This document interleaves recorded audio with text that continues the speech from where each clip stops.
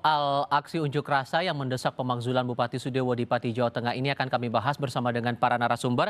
Di studio Kompas TV untuk kali ini sudah bergabung Direktur Eksekutif Komite Pemantau Pelaksanaan Otonomi Daerah KPPOD Herman Suparman. Mas Herman, apa kabar?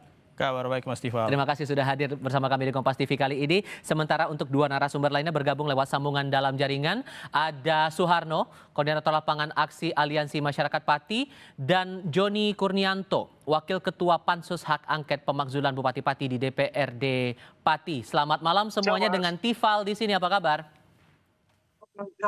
Selamat malam, Pak Iqbal. Baik, terima kasih semua sudah bergabung bersama kami. Saya mau mulai dengan Pak Harno dulu. Ini kan pansus sudah berjalan ya Pak ya, tapi kemudian teman-teman masih melakukan unjuk rasa. Apakah ada hal yang membuat teman-teman ragu dengan kinerja pansus ini sehingga perlu turun lagi ke jalan? Selamat malam, nama saya Pak Harno. Saya sebagai Korlap aksi hari ini di DPR. Betul, kebijakan-kebijakan DPRD selama ini dalam hak angket itu kami rasa tidak tajam gitu ya. Jadi berdasarkan beberapa kali ada sidang hak angket itu nggak menguatkan kami, akhirnya kami hari ini turun lagi di jalan. Hal apa yang kurang tajam menurut teman-teman itu maksudnya Pak? Beberapa anggota tim hak angket itu terkesan tidak serius untuk menekan atau mengungkap permasalahan-permasalahan yang dilakukan, kebijakan yang dilakukan oleh Bupati Pati. Soal saya juga membaca itu tuntutan teman-teman. Koreksi kalau saya keliru ya Pak. Saya membaca itu ada beberapa poin tidak mengganti Teguh Waluyo sebagai ketua pansus, kemudian mengganti 2 anggota pansus dengan anggota yang lain. Apa yang teman-teman baca dari 2 sosok ini sampai akhirnya masuk dalam tuntutan teman-teman itu? Ya, kalau Pak Badang, kami sepakat kita beri dukungan penuh. Memang beliau selama ini yang keras dalam arti menyuarakan tuntutan kami, sedangkan yang lain-lain itu kami anggap tidak loyal dengan tuntutan kami. Jadi ini tadi kami memang menuntut yang tidak loyal untuk diganti. Loyal ini maksudnya, saya perlu penegasan. Yang loyal ini maksudnya kayak gimana Pak? Menurut teman-teman Aliansi Pati ini? Menurut kami, tidak loyalnya itu pernyataan-pernyataan beliau itu landai saja, tidak mau mengungkap yang sebenarnya dilakukan oleh Bupati Sudewo menyangkut di kebijakan-kebijakan beliau selama memimpin Bupati di Pati ini. Oke, Pak Joni, saya minta konfirmasi Anda dan respon atas tuntutan masa ini. Ada masalah kinerja, kemudian ada masalah sikap anggota pansus yang diragukan oleh para masa ini. Responnya gimana? Ya, kalau kami sebagai pimpinan pansus, kami selalu mengingatkan semuanya, baik pimpinan maupun anggota, bahwa kita melakukan pansus ini live streaming, bahkan ada penontonnya ya, pendemo boleh masuk, terus teman-teman pers bebas masuk. Jadi saya bilang tunjukkan kalau memang kita ini pansus angket yang sudah diperintahkan oleh rakyat melalui pimpinan dewan pada saat sidang paripurna. Jadi saya selalu mengingatkan itu. Dan alhamdulillah kalau kami melihat ya sebetulnya sih semuanya masih dalam koridor, tapi kan teman-teman yang lebih tahu ya, teman-teman yang melihat langsung seperti tadi ada Mas Sarno tadi melihat, mungkin teman-teman yang bisa melihat lebih detail ya di situ ya. Gitu Mas. Tapi kalau melihat dari tuntutan teman-teman, oke Anda ini seperti menjawab tuntutan dari massa yang meminta terbuka, menerima, mendengar, dan menindaklanjuti aspirasi dari masyarakat. Tapi soal kinerja dari beberapa anggota yang dianggap Aliansi Pati ini tidak sesuai dengan semangat yang dituntut oleh massa ini, gimana ngerespon itu? Ya respon kami terus terang, makanya pimpinan dewan ya bersikap betul itu, jadi mendengarkan kritik dari masyarakat. Mungkin kan karena kayak seperti Mas Joko Wahyudi mungkin tidak bisa hadir beberapa kali, kemudian juga Pak Irianto mungkin ada kekurangan apa, mungkin dari masyarakat bisa melihat secara detail, karena kan memang live streaming, bisa lihat secara live pada saat kita melakukan rapat pansus hak angket, jadi kelihatan. Tapi ya kita sebagai pimpinan pansus ya kita harus menerima kritikan masyarakat, karena mereka lebih jeli ya, karena apa, mungkin kan kita juga ada capeknya, ada kan bisa kita dikritik pun siap kok, enggak masalah. Bagus Oke. itu untuk pansus ini bagus. Kalau Anda sendiri Ya. membacanya, Mas Herman, dengan perjalanan Ya. pansus ini, Anda pribadi dari KPPOD melihat perjalanan pansus, kemudian ada aspirasi lagi yang muncul di masyarakat ini, apakah ada hal yang memang perlu dicatat dari proses hak angket ini berjalan, atau justru semuanya masih berjalan sesuai dengan koridor? Jawabnya nanti, kita akan jeda sebentar. Kami segera kembali, tetap di Kompas TV.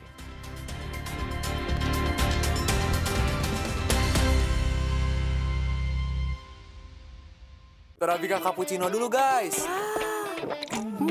Kopinya berasa. Tapi nggak pahit ya? Gak cuma itu.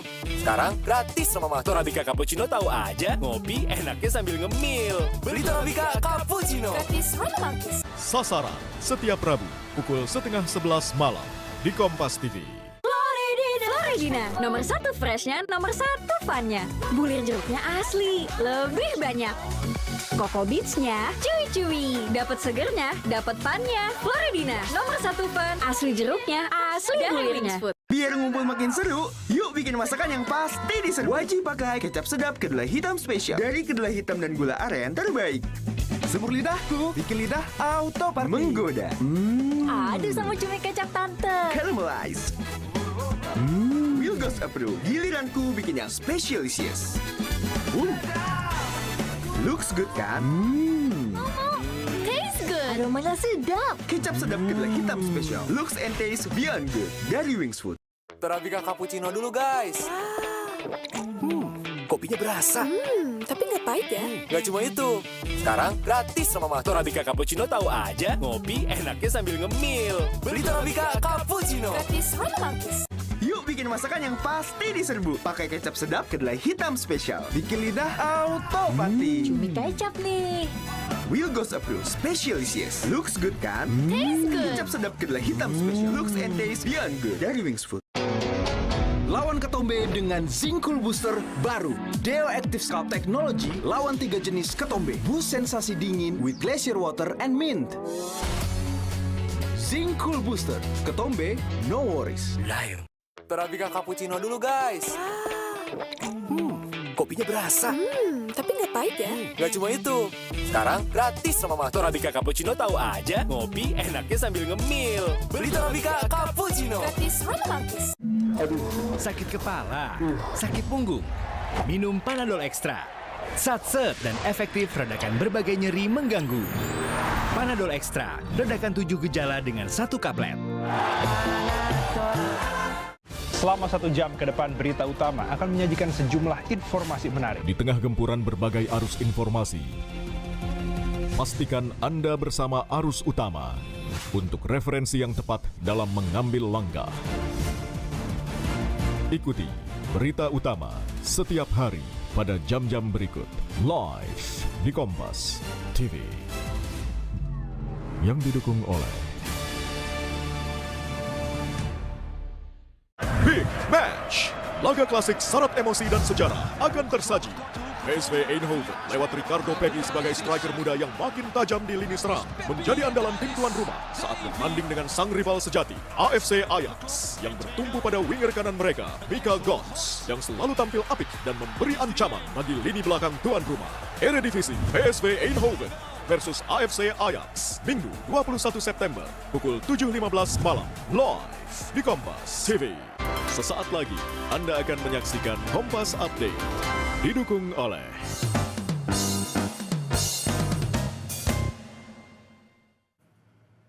Anda menyaksikan Kompas Update pukul 19 waktu Indonesia Barat. Saya Friska Clarissa. Diduga akibat korsleting listrik, bengkel reparasi mobil di Jalan Perintis Kemerdekaan Kelapa Gading, Jakarta Utara terbakar Jumat siang tadi. Api pertama kali muncul dari lantai 2 bengkel yang dijadikan gudang penyimpanan suku cadang.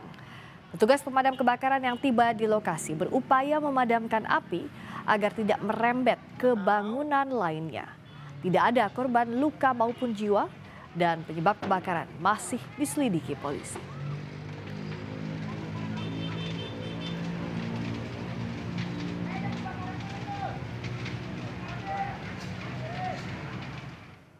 Demikian Kompas Update, Sapa Indonesia Malam kembali sesaat lagi. Terima kasih Anda telah menyaksikan Kompas Update. Didukung oleh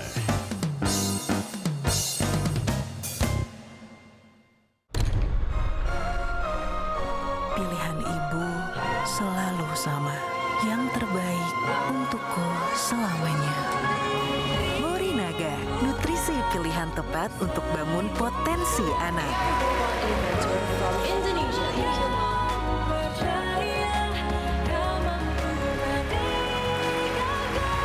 Morinaga, your choice, their future. Masa depan bukan kebetulan, pilih yang terbaik sekarang.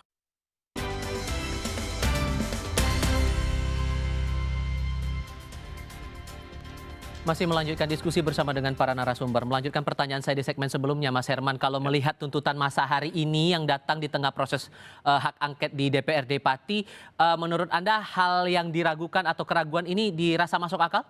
Ya, sebetulnya kalau kita bicara Pati ya, sejak 1,5 bulan yang lalu ini sangat menarik karena masyarakat Pati mau menunjukkan bahwa masyarakat sebagai pemegang mandat itu masih punya taring untuk memberikan pengawasan terhadap penyelenggaraan pemerintahan di daerah, baik di sisi eksekutif dalam hal ini Bupati maupun yang terkait dengan penyelenggara di sisi legislatif, gitu ya. Karena misalnya kalau kita lihat sebulan yang lalu ada tuntutan untuk pemakzulan, itu kan memberikan pengawasan terhadap kepala daerahnya. Dan sekarang sebulan terakhir sampai hari ini masyarakat Pati juga mau menunjukkan bahwa kami bisa memberikan pengawasan atau monitor terhadap kerja-kerja para wakil kami di DPRD, gitu ya.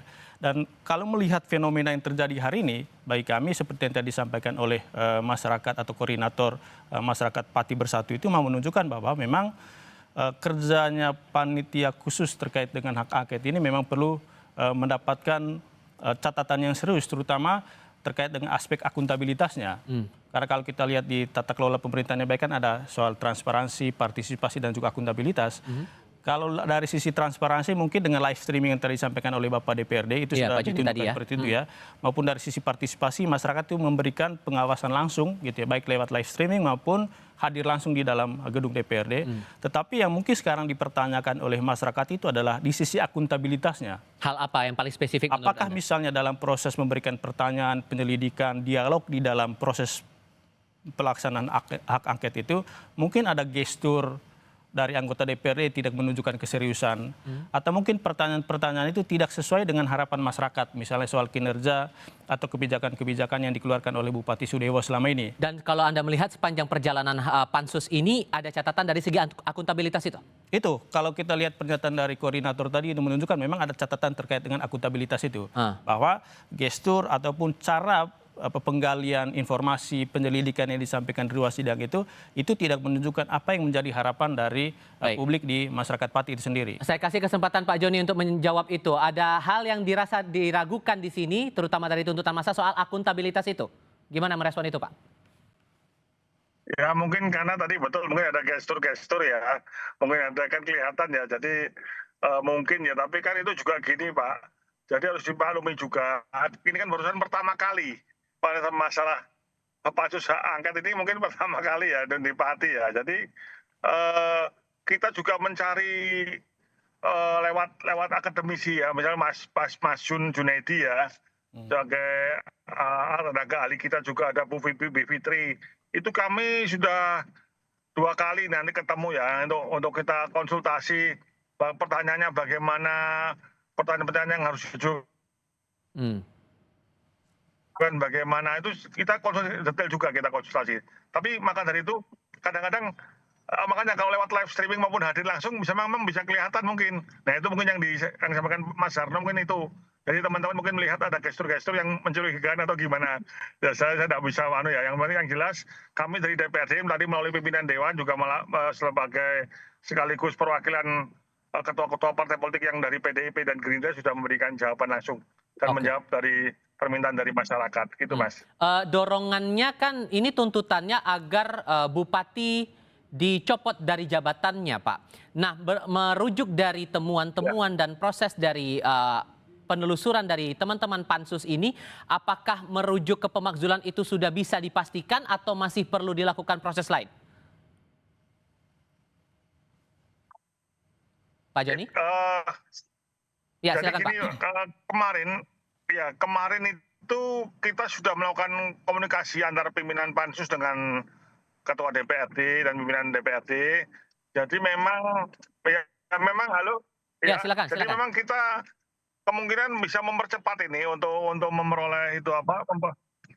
Kita akan mempercepat untuk memperoleh hasilnya karena juga dirasa juga sudah cukup bukti-bukti yang ada. Tinggal kita perlu pemanggilan, kalau nggak salah tinggal terakhir adalah PLT Sekda, Wakil Bupati dan Bupati Pati. Dari temuan Untuk sementara saya finalnya butuh penegasan yang Pak. kita panggil itu, Dari Pak. temuan yang ada saat ini, berapa persen kemungkinan untuk memenuhi tuntutan massa Bupati akan dimakzulkan? Maksudnya belum tahu Pak, nanti kita simpulkan terakhir nanti Pak.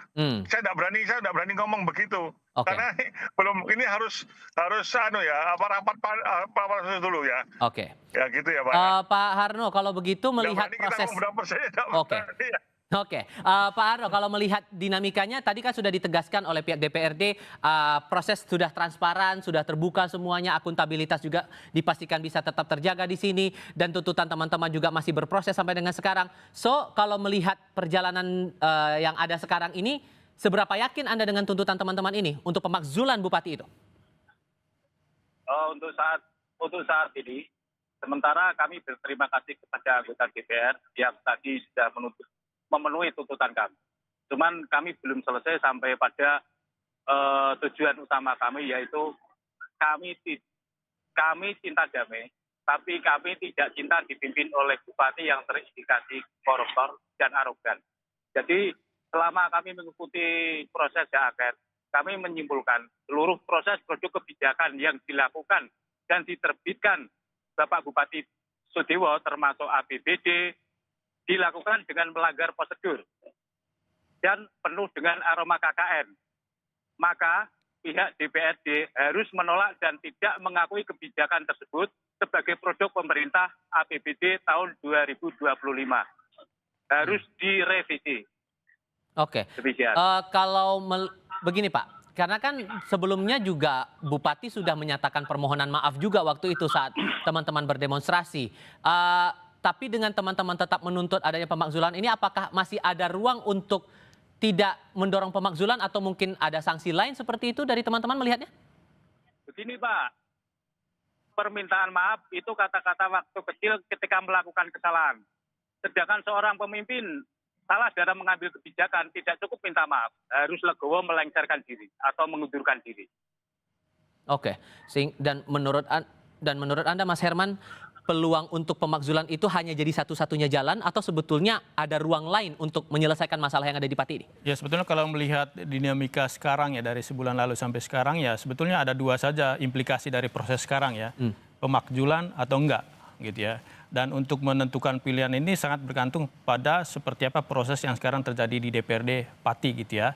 Karena kalau misalnya merujuk ke Undang-Undang Pemerintahan Daerah, Undang-Undang 23 tahun 2014 misalnya, salah satu alasan pemakzulan itu misalnya itu melanggar atau tidak mengindahkan larangan terhadap kepala daerah atau wakil kepala daerah. Salah satunya itu misalnya dilarang melakukan kebijakan yang meresahkan publik. Itu salah satu gitu ya. Atau dilarang melakukan praktik KKN seperti tadi disampaikan. Kalau misalnya DPRD Pati menemukan unsur-unsur seperti yang tadi saya sampaikan, itu sudah ada alasan pasti gitu ya untuk merekomendasikan pemakzulan atau menyampaikan temuan itu kepada Mahkamah Agung sebagai proses tahapan lanjut dari dinamika yang terjadi sekarang gitu ya. Itu yang pertama. Kemudian yang kedua, tuntutan sekarang kan itu dari masyarakat gitu ya, dan masyarakat itu adalah pemegang mandatnya. Karena itu DPRD tentu yang kita harapkan betul-betul menjalankan proses ini secara yang tadi kami sampaikan, partisipatif, transparan, dan juga akuntabel gitu ya. Kami sangat percaya kepada DPRD Pati sebetulnya ketika melihat respons bulan yang lalu ya, ketika ada demo di luar, kemudian DPRD Pati itu langsung mengambil keputusan untuk membentukkan pansus angket. Menurut kami ini satu langkah yang patut kita beri apresiasi seperti tadi disampaikan. Ini pertama di Indonesia ya Pak Wakil Ketua gitu ya. Dan bagi kami dengan proses sekarang yang terjadi yang hari ini masyarakat Pati melakukan demonstrasi, menurut kami ini juga sesuatu yang patut kita beri apresiasi karena ini bentuk pengawasan yang terus berjalan oleh masyarakat terhadap kinerja baik itu di sisi eksekutif maupun di sisi legislatif. Dan rasanya ini akan jadi pelajaran juga untuk kepala daerah lain untuk mendengarkan aspirasi publik juga. Oh iya, kan ya? karena sejak sebulan lalu ya kami selalu mengatakan bahwa apa yang dilakukan oleh masyarakat Pati ini satu api harapan sebetulnya terhadap semua daerah 546 kabupaten kota dan provinsi untuk tidak jera memberikan pengawasan atau melakukan demonstrasi monitor terhadap kinerja baik itu sisi eksekutifnya maupun legislatifnya. Karena mohon maaf saja kepada Pak Wakil Ketua ya, proses yang terjadi sekarang di Pati itu kan tuntutan masyarakat terhadap Bupati Sudewo itu juga sebetulnya jadi satu catatan penting terhadap DPRD. Karena pertanyaannya sekarang adalah dulu ketika Pak Sudewo mengeluarkan kebijakan seperti ini, pengawasan dari DPRD ini kemana? Gitu ya. Karena itu menurut kami tidak hanya pelajaran terhadap DPRD, tetapi juga semua DPRD dan juga Bupati, Wali Kota dan juga Gubernur di seluruh Indonesia. Gitu ya. Oke, sehingga Pak Joni, kalau kemudian disebutkan ada rencana untuk bisa mempercepat proses ini, kemungkinannya bakal makan waktu berapa lama lagi kira-kira Pansus ini akan bisa mengeluarkan hasil rekomendasi sebelum dibawa ke pemerintah pusat?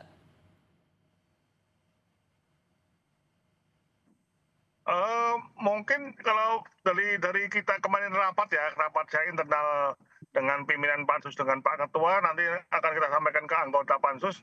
Ya bisa mungkin 3 minggu lagi ya, kita 2 minggu 3 minggu lah kemungkinan. Nanti yang jelas sudah tinggal terakhir memang kita ingin lebih cepat karena kita tahu keinginan masyarakat untuk mempercepat hasil dari pansus angket. Makanya kita kurang 3 final nanti pemanggilan yaitu dari PLT Sekda, Wakil Bupati dan Bupati Pati. Tinggal 3 itu aja, Mas. Ya. Oke, yang terakhir berarti Bupati yang akan dipanggil. Paling terakhir itu ya? Iya. Oke, dan kemungkinannya apakah hanya pemakzulan yang jadi rekomendasi atau ada peluang untuk rekomendasi lain kalau versi DPRD sejauh ini? Ya, sesuai dengan apa kita awal yaitu pemakzulan. Dari tujuan awal itu. Oke, dari teman-teman Gitu, Mas. aliansi sendiri, Mas Harno, bagaimana kemudian kita kan bicara untuk ke depannya. Hasil belum kita ketahui karena sekarang masih berproses. Apakah nanti teman-teman sepanjang proses ini berjalan di sisa waktu yang dijanjikan oleh DPRD Pati ini akan tetap menggelar unjuk rasa yang sama atau mungkin akan memantau dalam bentuk atau format lain kira-kira? Untuk masalah demo lanjutan, kami belum berpikir ke arah situ. Sementara ini kami menghargai pihak-pihak DPR untuk melakukan tuntutan kami secepatnya dan kami tunggu tadi di tanggal berapa itu? 23 atau 24 itu. Tuntutan kami tidak akan berhenti selama Pak Bupati belum lengser. Oke. Dan apakah kemudian teman-teman akan coba juga untuk mendengar langsung pernyataan dari Bupati Sudewo? Atau ya hanya menunggu dari DPRD saja nih sekarang?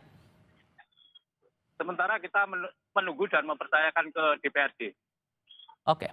Dan dengan melihat dinamika ini, kira-kira menurut Anda, Mas Herman, bakal kemana arahnya? Kalau kita melihat kan trennya kalau dari demonstrasi yang masih berjalan, pengawasan dilakukan oleh publik, sementara dari DPRD juga tampak sudah menunjukkan upaya mereka untuk hak angket ini bisa berjalan sesuai dengan harapan publik.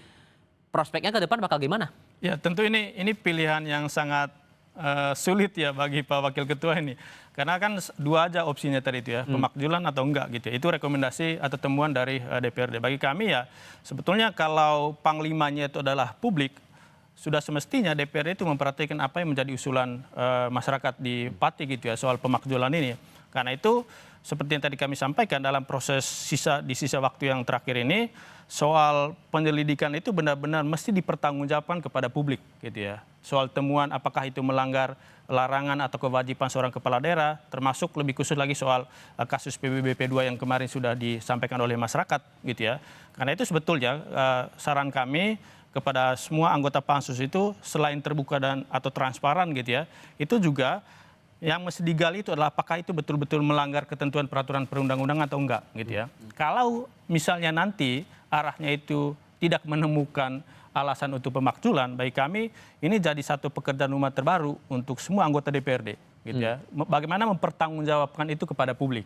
Karena itu salah satu yang mesti kita persiapkan sekarang adalah soal komunikasinya kepada masyarakat di Pati gitu. Oke, dan untuk sejauh ini Pak Joni, kalau yang ditemukan oleh teman-teman ini, teman-teman Pansus, indikasi pelanggaran apa saja yang sudah setidaknya terbukti walaupun kemudian belum sampai pada hasil ya. Tapi sejauh ini indikasi pelanggaran apa saja yang sudah ditemukan terhadap Bupati Pati ini?